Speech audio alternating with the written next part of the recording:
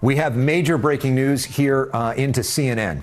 Israel has launched what it calls a preemptive strike on Iran, but it comes as President Donald Trump has been considering a U.S. military action against Iran. The U.S. and Iran have been engaged in diplomatic talks for weeks now about Iran's nuclear program, are trying to reach an agreement over the matter. Now, we should note, guys, you ready? That we had a nuclear deal with Iran. We had a deal. There was a deal. The deal was fine. There was nothing wrong. Okay? Trump, in his first term, tore up that deal. Everybody was chill. And he went in. Well, there is a reason he blew it up. Because Benjamin Netanyahu is Jared Kushner's dad's good buddy.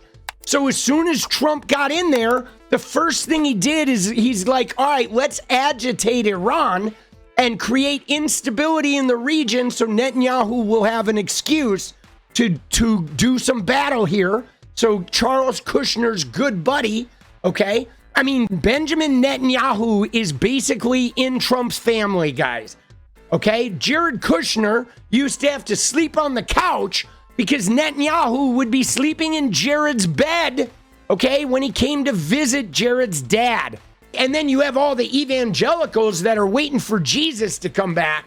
So they're like, well, yeah, war in the Middle East, let's go. Oh, Jesus. Oh, we love you, Jesus. Oh, come here, Jesus.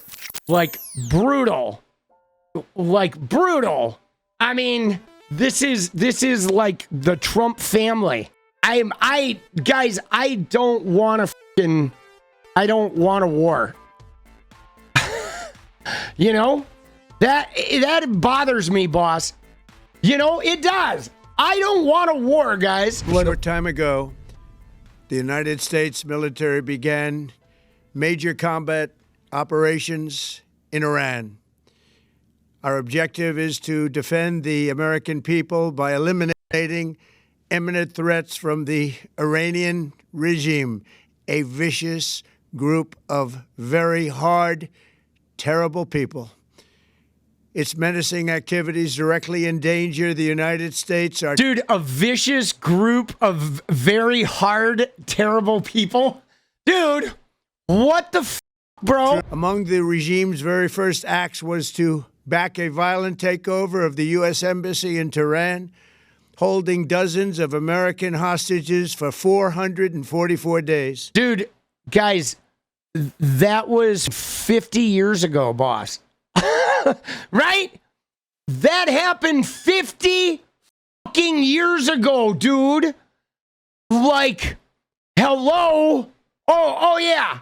Dude, 50 years ago, dude, somebody at my grade school in Elkhorn, Wisconsin was mean to me, so now we're going to go firebomb the fucking, you know, like. In 2000, they knew and were probably involved with the attack on the USS Cole. Dude, and were probably involved?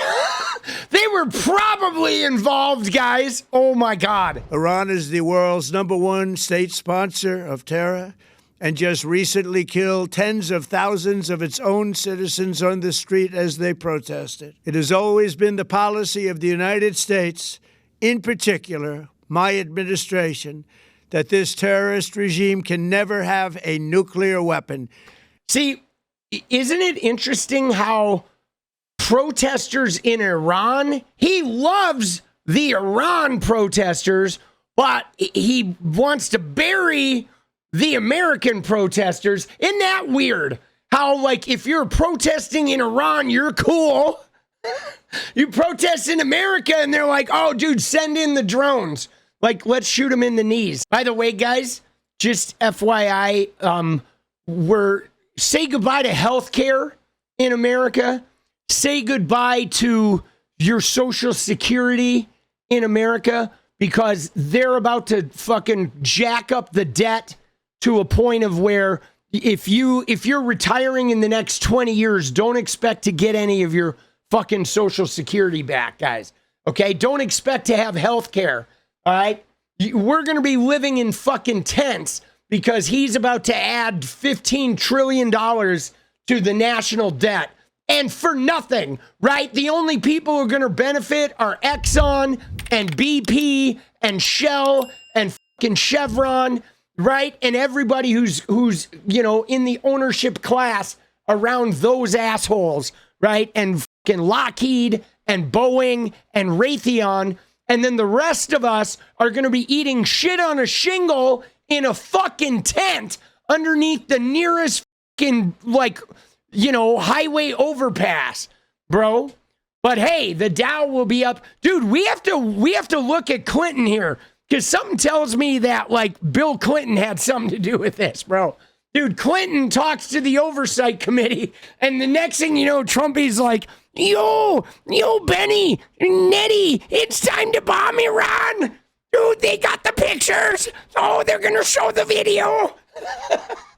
Dude, he's like, oh, Melania, she's fucking Brett Ratner. Bomb Iran, bomb. Bomb. Dude, he's like, Bubba. Oh, Bubba.